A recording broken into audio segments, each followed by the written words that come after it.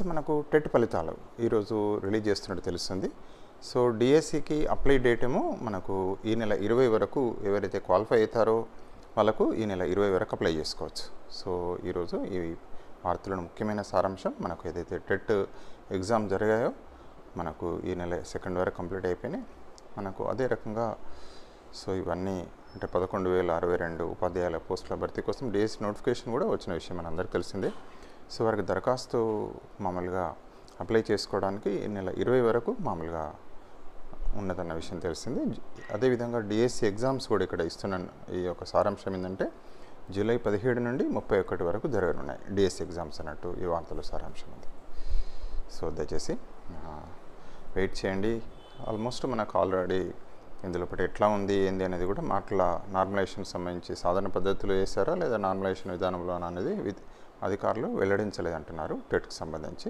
ఎందుకంటే ఆన్లైన్ జరిగింది కాబట్టి ఆ విషయం గురించి బహుశా రిజల్ట్ వచ్చినప్పుడు తర్వాత మనకు తెలిసిపోతుంది. సో దయచేసి మీ యొక్క రిజల్ట్స్ ఈరోజు వస్తున్నాయి కాబట్టి ఆ విషయం ఆల్ ది సక్సెస్ అండి. ఎవరైతే క్వాలిఫై అయ్యారో తప్పనిసరిగా డిఎస్సికి అప్లై చేసుకోండి.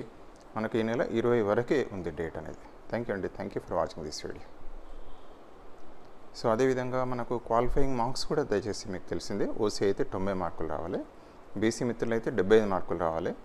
అదేవిధంగా ఎస్సీ ఎస్టీ డిసేబుల్డ్ మిత్రులు అయితే 60 మార్కులు వస్తే క్వాలిఫైయింగ్ మార్క్స్ డిఎస్సికి అప్లై చేసుకోవచ్చు. ఒకవేళ టెట్లో కానీ సీటెట్లో క్వాలిఫై అయినా కూడా సేమ్ మార్క్స్, టెట్లో కానీ సీటెట్లో కానీ క్వాలిఫైయింగ్ మార్క్స్ ఓసీలకు 90 మార్కులు, బీసీ మిత్రులకు 75. అదేవిధంగా ఎస్సీ ఎస్టీ డిసేబుల్డ్ మిత్రులు అయితే మనకు 60 మార్కులు వస్తే డిఎస్సికి క్వాలిఫై అయినట్టు. So thank you for watching this video. Kindly share this video for your